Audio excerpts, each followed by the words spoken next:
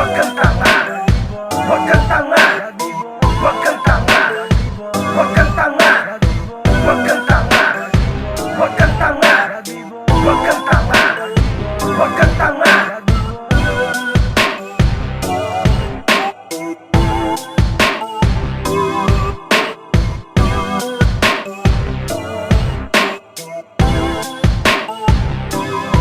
Mayroong isang celebriting panayang iyak. Napanood ko interview mo, shit nakakaiyak. Este nakakaduwak, ilong parang nilupak. Gusto pa yakang sa MMK, buhay niya'y mapasalpak.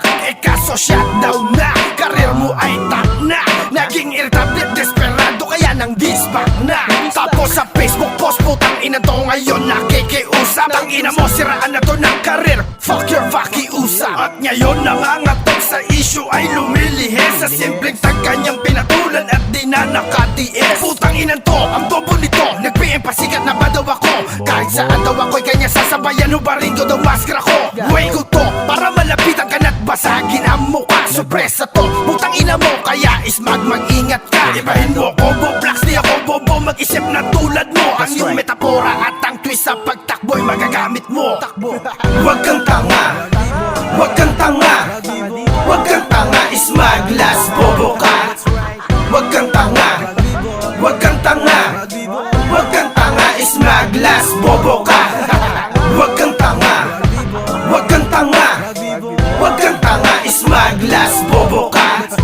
Huwag kang tanga, huwag kang tanga, huwag kang tanga, ismaglas, bobo ka. Ang lakas mong mamuna, akala mong may tira ka. Eh lahat naman ang kata mo, puro panghelit ang ina. Magkaiba ng galing si Michael Pack at grupong Salva. At least ang Salva nagka-album, eh ikaw laos ang puta. Ang tagal mo na nagrarap, walang napasikat na kanta. Ayun, tinalo ka pa ni Pack sa isang hit, nag-viral na. Baka sa'yo pa siya magaling at hindi sa grupong Salva. Ang lakas mo naman mga name, pahiya ka naman kay Saya, diba? Nahawa ka na kay Bading, isa ka na ring status queen. Hindi makatira ang Omar Baliw kasi ang flow walang dating. Mukhang baksak ang marketing, kaya sa FB ng insulto. Pustahan, makaalok lang to ng kanyang produkto. Sip-sip tayo kung makapure, piling lyrical na ang tanga. Kanta mong panghele, wala yang sinabi sa flow ko palang iyak ka na. Tangina mo, piling matigas, patukat ka lang naman do sa uprising. Nakisabit, gumulbet, nakiusap lang at nakibanding. Huwag kang tanga, huwag kang tanga, huwag kang tanga, Omar Baliw, laos ka. Huwag kang tanga, huwag kang tanga, huwag kang tanga, Omar Baliw, sumausaw. Huwag kang tanga, huwag kang tanga, huwag kang tanga, Omar Baliw, laos ka.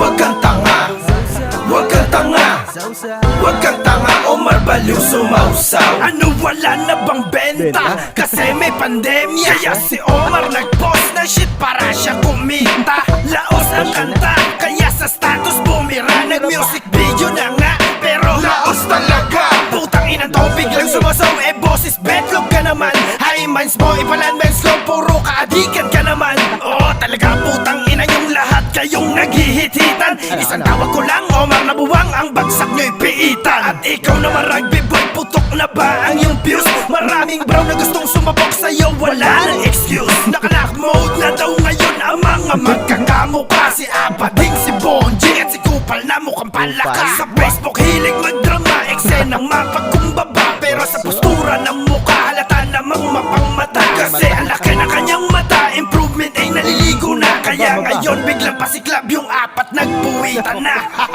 Huwag kang tanga, huwag kang tanga, huwag kang tanga, Omar Baliw, laos ka. Huwag kang tanga, huwag kang tanga, huwag kang tanga, Omar Baliw, sumausaw. Huwag kang tanga, huwag kang tanga, huwag kang tanga, ismaglas, bobo ka.